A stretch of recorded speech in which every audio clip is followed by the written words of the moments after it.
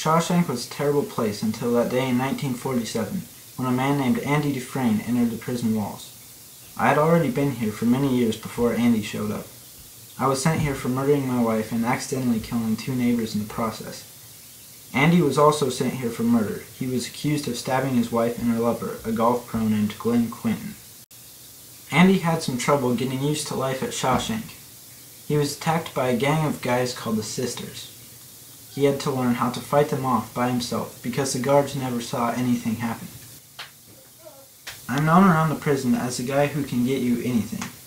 One day Andy came to me asking for a rock hammer. Hesitantly, I got it for him. Not long after, Andy approached me again, this time asking for a large poster of Big J. I told him I would get it to him as soon as possible.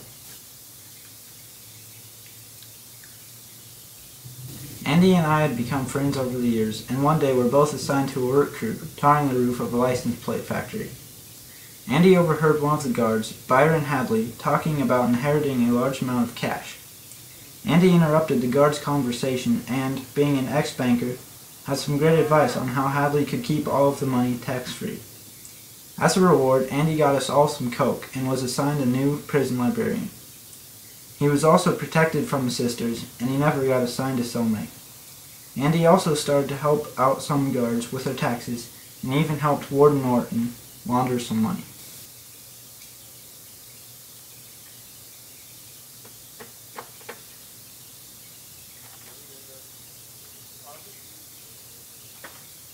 One day, a new inmate, Tommy Williams, arrived at Shawshank.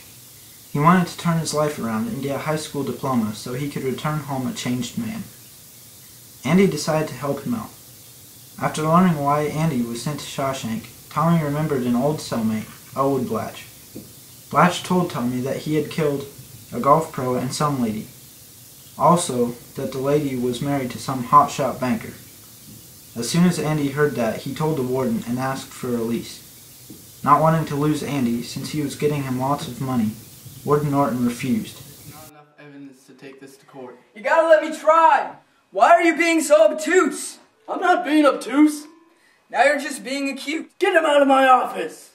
No, you gotta be kidding me! No! Just let me try! Get him out. Please! Andy was put into solitary confinement, and Tommy was transferred to another prison.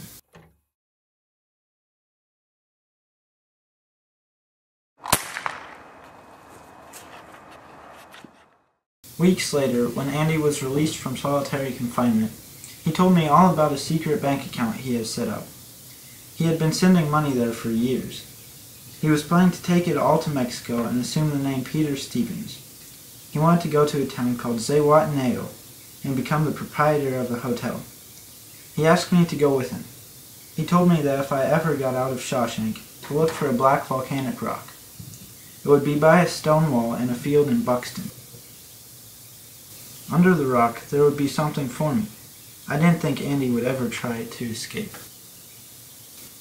One morning, some guards found Andy's cell empty. As soon as the warden found out, he was furious. He threw all of Andy's belongings on the ground and ripped off the poster of Big J. When the poster came down, it revealed a hole in the concrete wall. I guess Andy had used a rock hammer to dig through the weak concrete. Then he must have broke through one of the sewage pipes behind the wall and crawled through it all the way to the drainage ditch outside the prison walls. The search of the ditches revealed nothing but an old pair of prison clothes. I didn't hear anything from Andy after his escape, but I did receive a blank postcard from a border town in Texas. There was nothing written on it, but I knew that Peter Stevens had made it to Zihuatanejo. Several years later, I was released from Shawshank Prison. I was on parole living in a hotel in Maine, not far from Shawshank. The outside world was a much different place than I remember it being. I got a job as a bag boy at a local grocery store. Every break I had, I would search for that black rock. After weeks of searching, I finally found it. Underneath was an envelope addressed to me. In it was $201 and an invitation to join Andy in Mexico. That is when I decided to abandon my parole and make my way to Mexico. I picture Andy sitting on the beach enjoying a nice placenta sandwich. Cheeseburger in paradise, heaven on earth.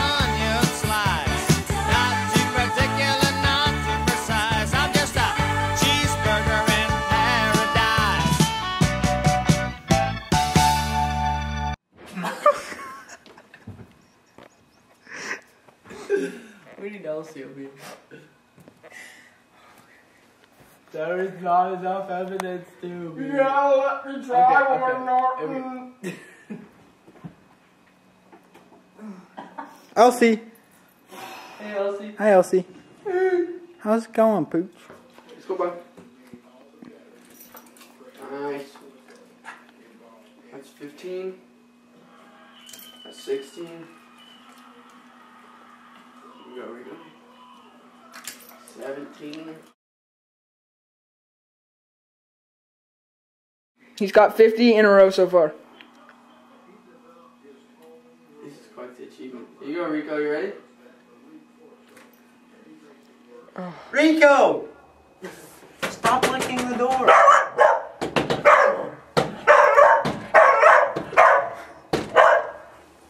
He just bit it.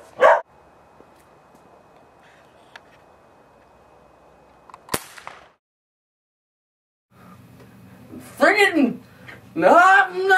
Do whatever you want to.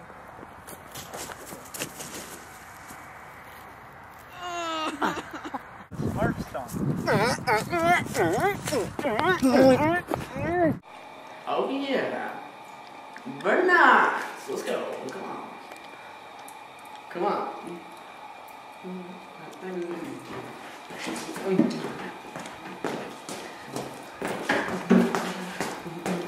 Okay.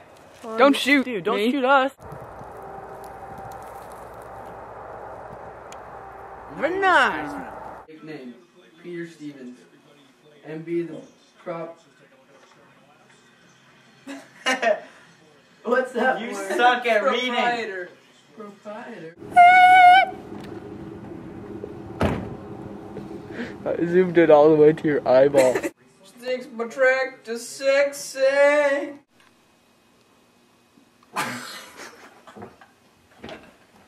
What's your next? Oh my gosh. And now it's time for Silly Songs with Jared.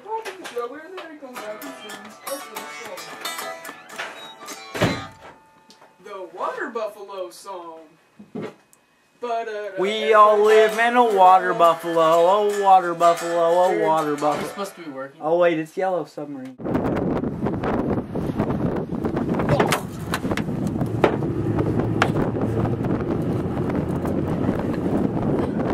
What? I'm still filming. Dude! No, just We can cut it out, Rita. We can always have. It's always That can be an outtake.